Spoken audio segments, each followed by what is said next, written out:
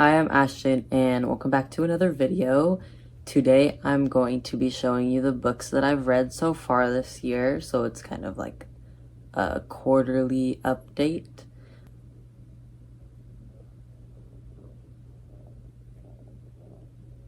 So from January to March, I've finished 18 books. So I'm just going to be showing you those books that I've read so far and be talking about them. So my first book of the year was Anger is a Gift. I started this in December and I finished it on January 1st. I was hoping that I could make this a 2023 read, which I did read it in 2023, but I finished it in 2024, so I count it as 2024. Also, the cats are going crazy and running around. But Anger is a Gift by Mark Oshiro, I believe is how you say it. I don't even know how to begin to describe this book, but Moss, the main character, his dad died because of police brutality because his parents were activists, and so he always had this negative feeling around police, understandably, and it basically is him grappling with all of those feelings and trying to stay out of trouble. And all of his friends are people of color or have a disability or are queer, and he is also gay, and you just see him go through all of those things. And basically the school decides to put up extra security and a lot of stuff happens at the school, and he meets this other kid on the bus or the train, I can't remember. His name was Javier, and they strike up a little relationship, and a lot of stuff happens, and it's so sad. So him and his friends protest the extra security on the school because they're being treated like criminals. But this book was so good. It's very sad, and I cried, but I loved it. It was so well written, and I loved the characters, and it was just so good. I gave it 5 stars. There's not much else that I can say about this book. It's really good, really sad, but so good. The next book that I read in January was Me and Earl and the Dying Girl by Jesse Andrews, and I don't really know how I felt about this book. It was okay. I've never seen the movie. I gave it 3.5 stars. It was really fast. I read it within 4 days. So, I mean, it's a really short-ish book, and it's about this guy, Greg. He has a friend, Earl, and they make little videos and hang out together sometimes. He doesn't really call him his friend or anything, but it's you guys are literally best friends. You hang out all the time. That would be a best friend. It's just really weird. I feel like his character, Greg, is so almost unlikable, and Greg knows this girl, Rachel, and his mom makes him hang out with her, and the little videos that he would make with Earl, she loved, and so his mom made him hang out with her so that she had the will to live, I guess. But I don't know. This book was just kind of almost just weird. I don't really know. I read it, a couple months ago, so I'm not really remembering it. It was just okay, which is why it just 3.5 stars. Because it was so fast to get through, easy to read, and not entirely boring, then it was just okay. The next book I read was Girls Like Girls by Hayley Kiyoko. I read this book because I like Hayley Kiyoko. I did go to one of her concerts. Love her music. This is a sapphic romance book, and I love this book. It was so enjoyable for me. So I gave it 5 stars. I think that I just really needed a really good, like, easy to read sapphic romance. And so that's what this was. It's about the main character, Collie. I'm gonna call her Collie. She has to move in with her dad, and she's basically like all alone, doesn't really know anybody. And she meets Sonia, and it's just like a weird encounter where they meet each other and they end up spending a lot of time together. And it's basically about them accepting their sexuality and just going through like, oh, I don't know if they feel the same way about me. And it's really, I loved it. Okay, and the next book that I read was Children of Blood and Bone. I freaking loved this book. I gave it 4.5 stars because of the little tiny romance part I hated, because it's not romance at all. But the 2 characters that Tommy Adeyemi put together, I hated. I was like, I don't know how they have chemistry. I think this should be sapphic. I think that the girls should be together, but you know, that's just me. The little tiny romance that's in it, I didn't like. But everything else was amazing. This book is about Zelly, the main character.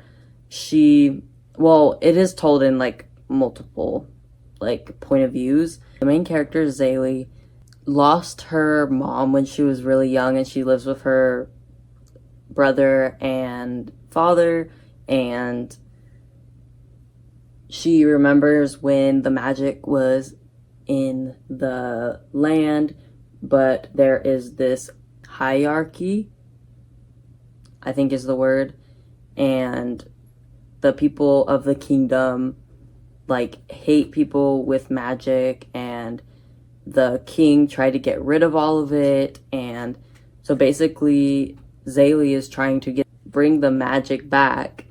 And I just freaking love this book. It's really good fantasy. This was the first fantasy that I picked up in a long time. The last fantasy that I read was Game of Thrones, which was in high school. And I just freaking loved this book.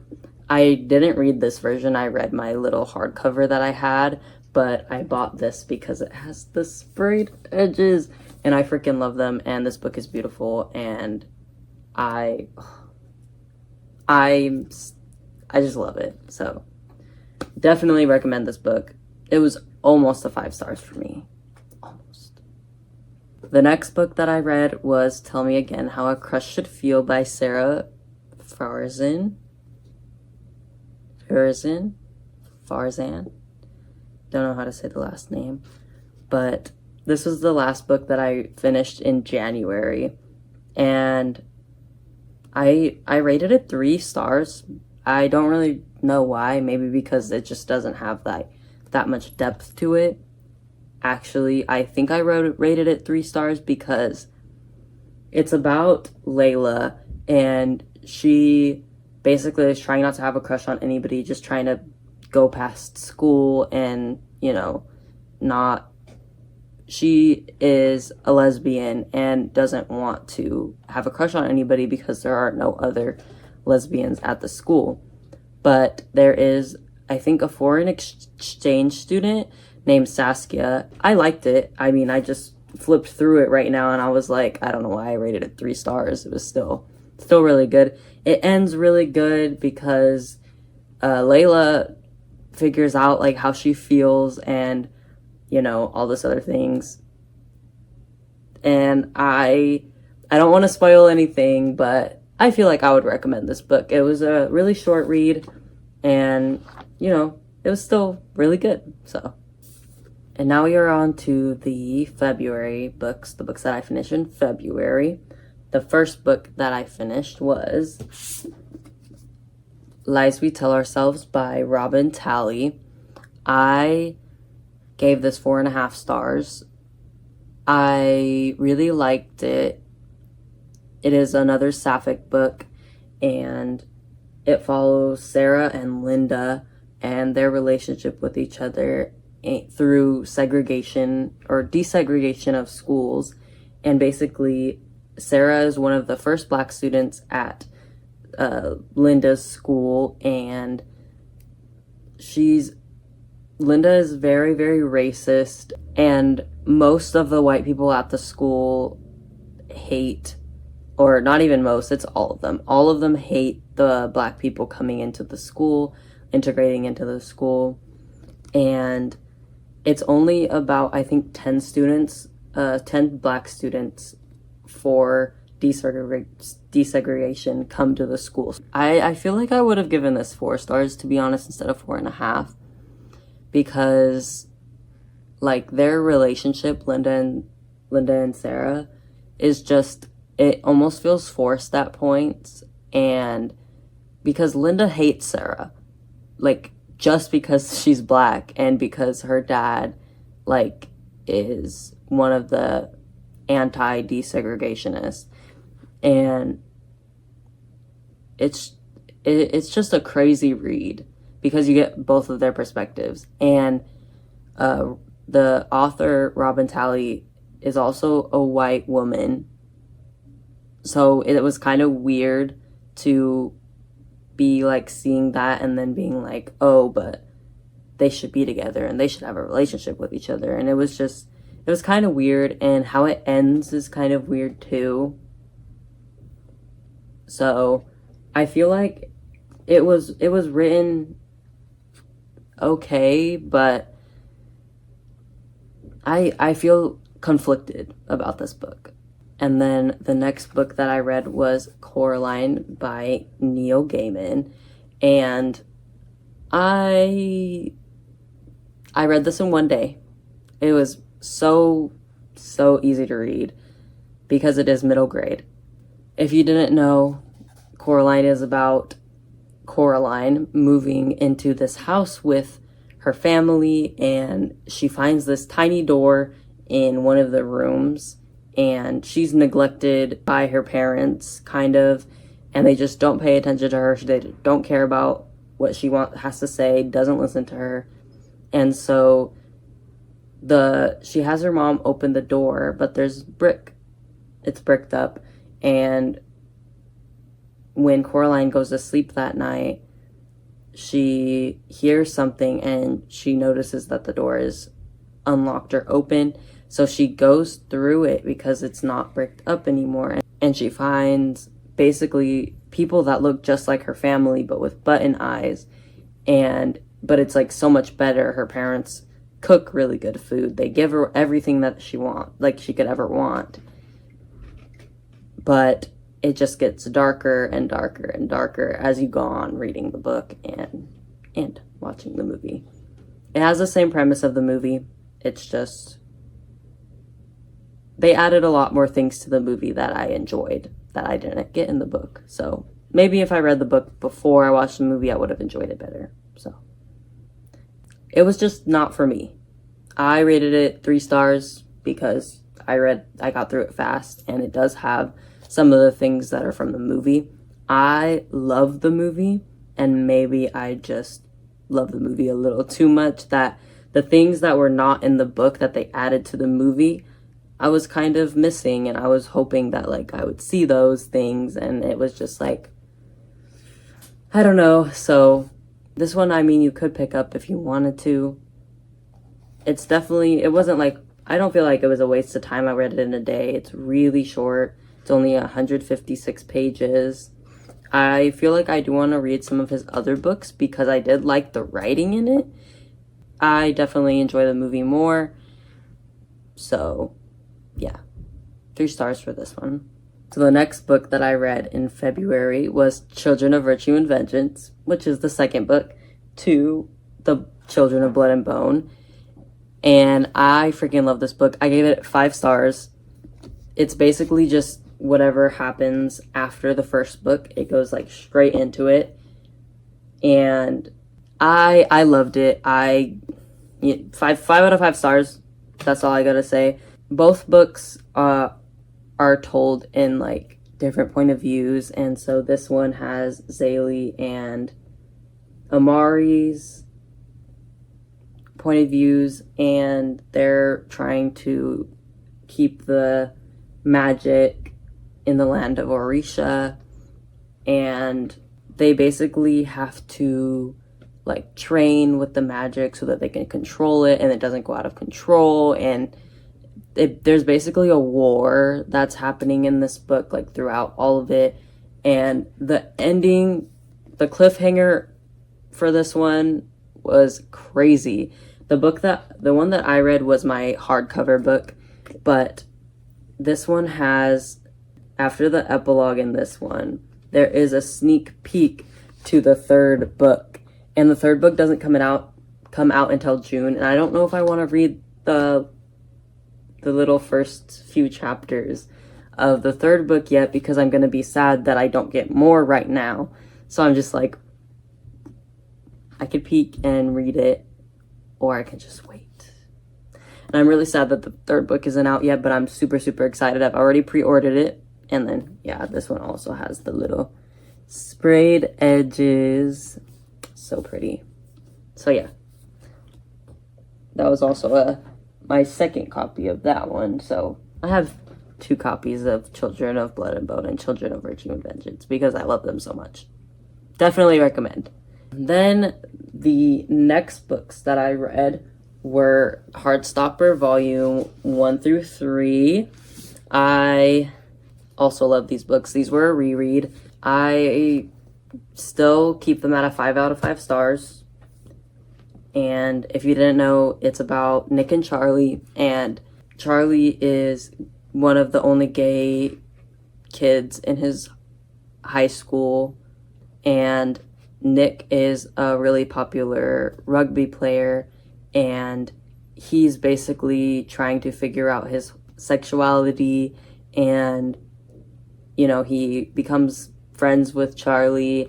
And I love all of Charlie's friends and Nick and Charlie's relationship. And I don't know, I can't really say like a lot about this like much, but other than I love them and I definitely recommend, and I could keep rereading them for, I don't even know, I could reread them a lot.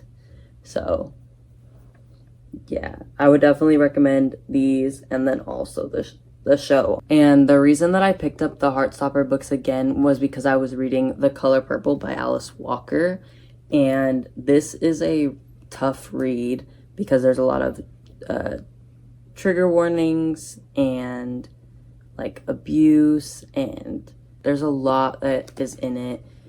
The Color Purple is about Celie, and she gets separated from her sister Nettie. She was 14 when the book started, and she loses her sister for almost 30 years. But Celie and Nettie's father gave Celie away to this man, and she has to live with him and like basically just do all of the like housework, taking care of his kids. And she lost her kids, and she just thinks her sister and her kids are dead. And it just goes through all of the things that she went through. I loved this book. It was so good. I gave it 5 stars. It's about going through like really hard times, like really hard racism, but also determination and sexuality and sisterhood. And it's just a really powerful read. I recommend this to anyone. I would definitely look up trigger warnings, but I love this book so much. So those were all my February reads, and then these next ones were what I read in March. So I start off with rereading Heartstopper Volume 4 because I want to get to Heartstopper Volume 5. I haven't gotten to it because I'm very sad that it's going to be ending because Volume 6 is going to be the last one. So yes, still a 5 out of 5 stars, and same thing. This one deals with heavier topics like mental health and eating disorders, and this one might be one of my favorites. I don't know. I love all of them, but I think this one might be one of my favorites out of the Heartstopper series that I've read so far. The next things that I read were the Time Traveler Tales by Carl Jacobs. I watch Carl Jacobs on YouTube and Twitch, and he's one of my favorite content creators.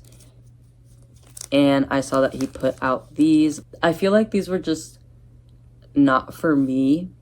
I've never read a comic book, so I don't really know what I was expecting. But it's very, like, simplistic. And, like, I like Heartstopper, which is a graphic novel, so I don't know if this is, like, different. But basically, these are about Oliver, and he's time traveling through time, basically fixing and helping these people through different time periods. And there is this shadowy figure trying to stop him, and so it's just about that. And there's only supposed to be 5 of these. I've only read 3. I think the third one was my favorite one because I liked the characters in it better, and like the shadowy figure comes to this one, and like all of it just looks super cool, and I really liked it. Like, the graphics in this one were just really cool. This one I gave 3 stars, and then these 2 I said they were like 2.75. They're just, I feel like they're just not for me. I do want to read the 4th and 5th one, but yeah, those were those ones. And then I read Hidden Figures by Margot-Lise Shetterly, and this is nonfiction about the women who helped get the first rocket and man into space. And it was really interesting. I just don't read nonfiction very often, so I said that this was not for me, but I still gave it 3.5 stars. If you're super interested in space, or like the black women behind like getting the rocket into space, or space things in general, I would definitely recommend this.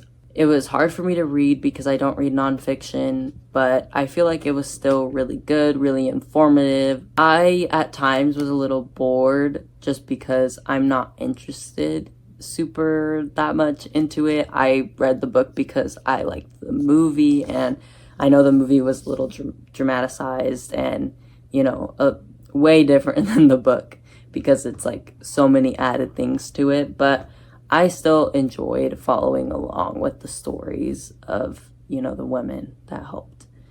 And I feel like it was very repetitive at times, but it was still interesting and informative. So, and then the last book that I read and finished in March was Highly Suspicious and Unfairly Cute by Talia Hibbert.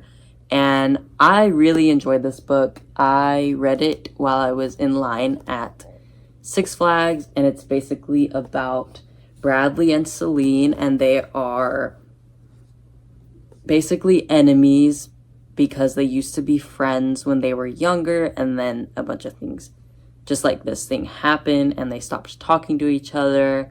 And they're both really smart, trying to get into college, and they end up having to go on this trip together because of that. And so you get to see like how they interact with each other on this trip, and like how it progresses forward and how their relationship changes and how they go through like talking about all the things that happen in their past. And I really enjoyed it. This was a really good, easy romance read. I give it 3.75 stars. I didn't give it 5 stars just because it was not the typical thing that I would read, but I definitely want to read some more of Talia Hibbert's stories, like some of her other books, because this was really entertaining and highly enjoyable. So definitely recommend picking this one up. Okay, and that is all the books that I read in the first quarter of the year, from January to March. I have read more books since then. It is the 19th of April right now, so I have read more books in April since March has been over. I have read Addicted to You and Ricochet, so I will be talking about that in another video. And I'm currently reading Radio Silence by Alice Oseman, so I am excited to talk about those in another video. But I hope you liked this one, and let me know what books were your favorites so far this year. And yeah, thanks for watching, and I will hope to see you in the next one.